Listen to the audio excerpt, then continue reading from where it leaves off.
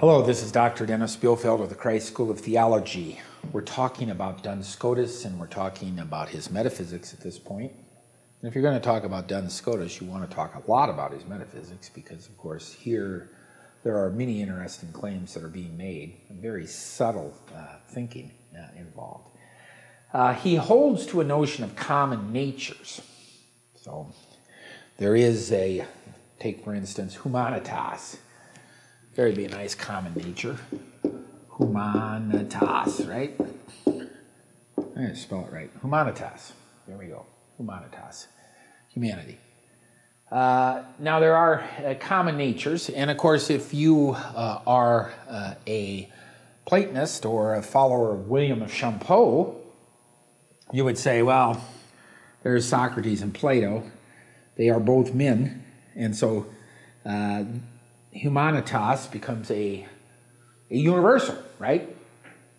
And this universal is instantiated either in Socrates or Plato, actually instantiated in both, right? Well, of course, Scotus understands this move. He understands the notion of a common nature, something that is common both to Socrates and Plato, but he does not want to quite give it a status of universals. He seems to want to deflate this a bit. Now, if you go into the secondary literature in Scotus, you're going to find different people saying different things. So this is my take on this, that he deflates this a bit. Common natures exist, and they may be individuated, or they may be universal, but they are not individuated or universal in themselves. At least one could hold that. Universality and individuality would be accidental to the common nature, okay? So humanitas could be a universal, but so far as it is a common nature, it need not be a universal. The intellect could make the common nature universal by just conceptualizing it under the mode of universalizability, right? Universality. So he seems to hold to common natures, but they are not merely identified with universals nor with individuals. Individuals have numerical unity. There is one of them, for instance, and they seem to have more reality than common natures. There's Socrates. There's one Socrates, and Socrates has, in some sense, more reality than the common nature, humanitas, that Socrates has and Plato has. Socrates has more being, in some sense, than the common nature, humanitas, instantiated in him. Common natures can exist in the mind as universals or as constituents of individuals in extramental reality. So here we go again with humanitas. Remember we talked about a formal distinction last time? The individuating nature of Socrates, whatever makes Socrates Socrates, as humanitas over and against humanitas here. And let's spell it right. Plato. Socrates having humanitas, Plato having humanitas. This Socrates having humanitas is a single thing. This Plato having humanitas is a single thing. And the humanitas is formally distinct from the individuation of Socrates and formally distinct from the individuator of Plato. Unlike for Plato, the common nature cannot exist independently of the individuator. So in some ways, this is very much a little bit more like what we might call modified realism, or what some books will talk about as Aristotelian realism, Aristotelian realism. And that would be that, of course, the common nature or the form is in the thing.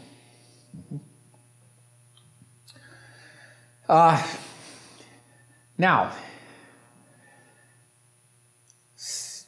Scotus understands that the individuation of the individual, what makes Socrates Socrates and what makes Plato Plato, does not happen through common natures.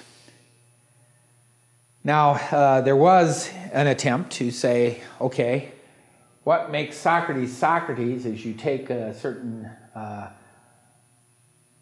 genus, okay, and you add your difference to that genus to get a species, and you keep taking that now as a genus and a difference in another species, a genus difference in another species, and you finally end up at an individual.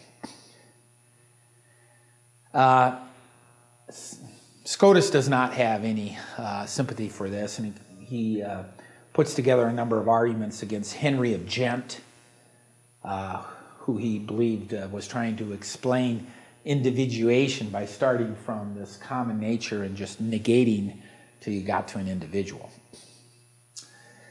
But he also mounts arguments against Thomas Aquinas, Giles of Rome, and of course our good friend Godfrey of Fontaines, who explain individuation by something positive, either matter, quantity, or actual existence. So, pretenders to an individuation, one might say, since substance is prior to accident, the only thing that can explain a thing being in a hierarchical, substantial ordering is substance. And this is where Scotus is going to go. And now the pretenders are, he's saying that quantity can't individuate, because how could an accident work to get to Socrates out of human being? How would an accident modify Socrates out of human being to get to that individual? Actual existence can't individuate either, because it is accidental. Actual existence is. And against Aquinas, he says that matter can't individuate, because what individuates within matter is some accident matter has, for instance, quantity, and he's already shown that quantity can't individuate. Now, these are pretty technical arguments that he utilizes, and of course, in an introductory course here that's trying to show some of the philosophical underpinnings for theology, I can't get into these much deeper, but they would be very interesting to follow through, and there has been some revival of Scotus studies here that do that kind of thing. So, for our good friend Scotus, substance individuates. It must be something positive and intrinsic that individuates the thing. This cannot be the common nature, because it is common to many. Humanitas is common to Socrates and Plato, and that does not individuate. So Scotus argues that the individuator intrinsic to the substance of the thing is what individuates it. There has to be an individuator intrinsic to the substance of the thing, this is Socrates, that individuates Socrates.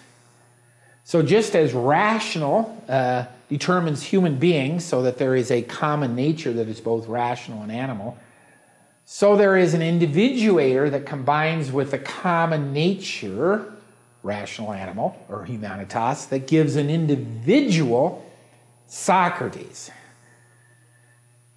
Okay, hold on to that thought. You're thinking about an individuator of Socrates and an individuator of Plato. This is something different now than humanitas. It's a new thing, and it's very characteristic of Scotus's thought, this thing that we'll be talking about in the next lecture on Duns Scotus. So come right back. I am Dr. Dennis Spielfeld of the Christ School of Theology. Thank you.